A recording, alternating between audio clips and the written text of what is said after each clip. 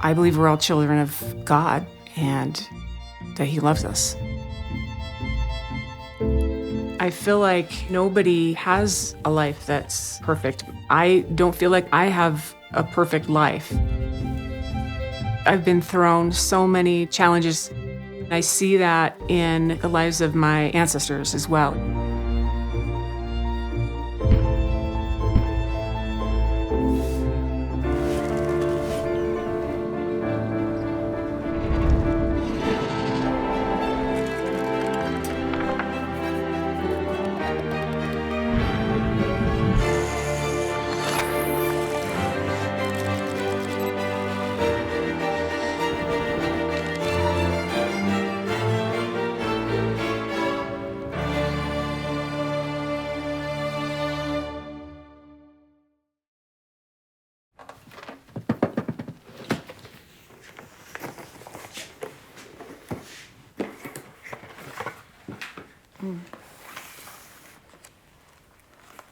A lot of these are photos from Norway when I went there. This is the midnight sun. So that's at 2 a.m. I think it was in 2000. I went to Norway to investigate my family history. I also did some watercolors on site. Ytterøya, that's the island I went to that my ancestors were from. This is the house. This is the house that they built in Trondheim. I feel it's important to remember your ancestors. It illuminates greater truths about who we are as humans, what ties us together as a family. When I was 5, my mother asked us to draw some pictures of family stories. So I drew a picture to go with the story of my Norwegian ancestors. They converted to the Church of Jesus Christ of Latter-day Saints and were not welcome on their little island of Ytterøya anymore. They took down their house board by board and put it on a ship and sailed it to Trondheim and built it back up. One guy took me out on a rowboat into the fjord so I could paint the house that was there. It's just really cool. It's really fun to see. I just felt absolutely more connected.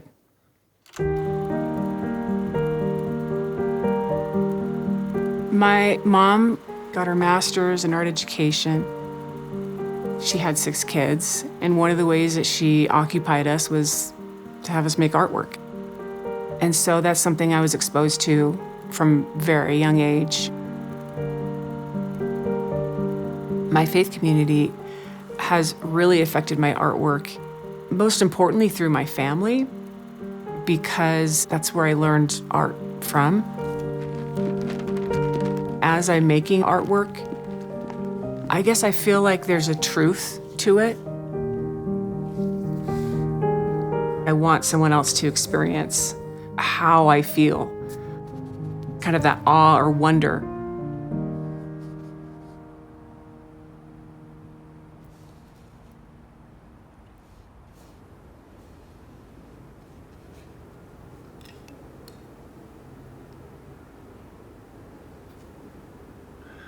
So I'm painting from photography that I've taken on hikes. About a year ago, my brother was diagnosed with skin cancer, and it almost killed him. I couldn't imagine him without, like, his body. I couldn't imagine his dead body. I couldn't imagine that. And then I became obsessed with dead things. So I'm painting dead things. It's really very cheerful, isn't it? But that's what I wanted to do. But they're kind of beautiful dead things. In college, I wanted to do fine art, but I was feeling pretty stressed about that, and I just didn't know if that was really what I should do. I was praying about it, and the words came to me, "Let your light shine before men, that they may see your good works and glorify your Father in heaven. And that came to my mind really powerfully. And so I was like, okay, this is what I need to do. I would consider myself a conceptual artist. I really had a hard time choosing like sculpture or painting or drawing or ceramics. And so I did it all. And I continue to do it all. The ideas that I have are what are directing my work. Some of my work has dealt with different branches of the family and looking closer into them and finding out about their lives and stories and kind of bringing it to life.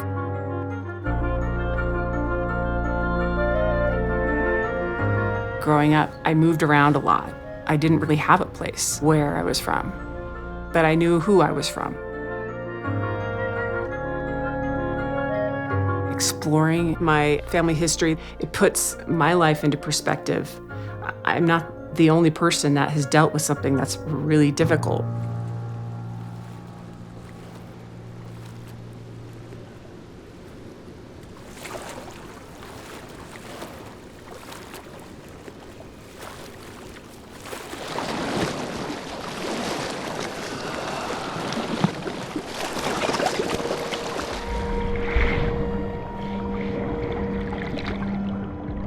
I really love swimming.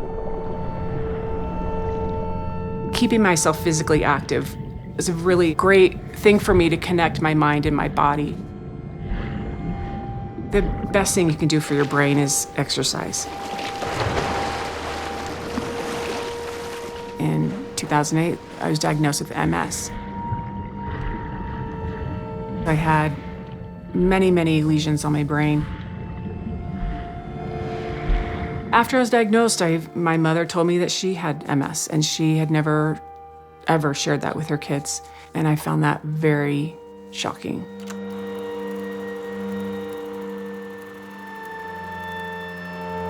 I was a little resentful of her at that time. She was a silent sufferer and private. I just wish I had more time to spend with her about that. But she died about 4 months after my diagnosis. She had a massive stroke. And I was like, why did that have to happen? Why did I have to lose my mom? It was something that I had to recover from.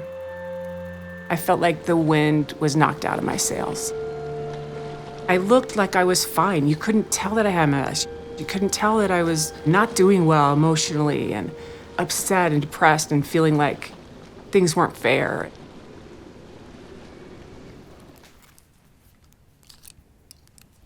All those difficult things happened, the MS, losing my mom, but I felt support. I felt supported by God, by people who'd gone before me.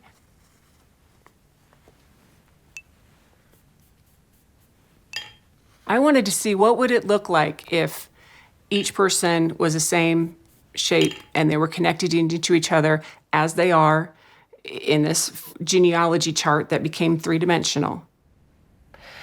So the triangle can hold weight, so there will be two other triangles threaded through there, one there, and one there. And so this is someone and their parents come off of them.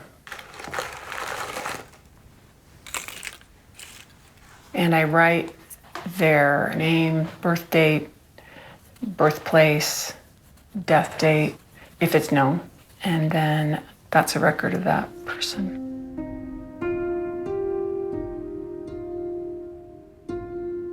People are made up of thousands of other people. So it's all one family.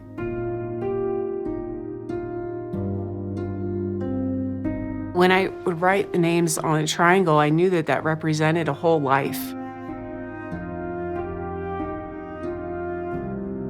Everyone likes to be remembered. Sometimes when I would write names down, I would feel gratitude from that person who probably hadn't been thought about in a very long time. Seeing all these lives together put a lot of things in perspective. It makes my life feel like a little triangle. It makes my life feel like I'm just one of them. I'm not the star of the show. It's not all about me. It's just one of those lives. I was part of this humanity.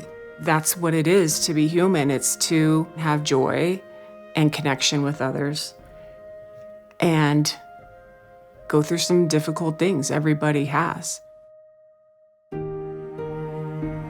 It's a self-portrait, but it's also people who made me up physically and spiritually, mentally and emotionally. All of those things are passed down through the lives that we live and the things that we teach our posterity.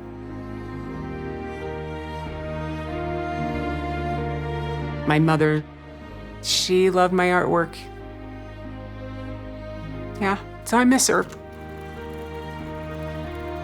That is a good way for me to connect with her, is through my artwork. I believe we're all children of God. We're all connected, and He loves us.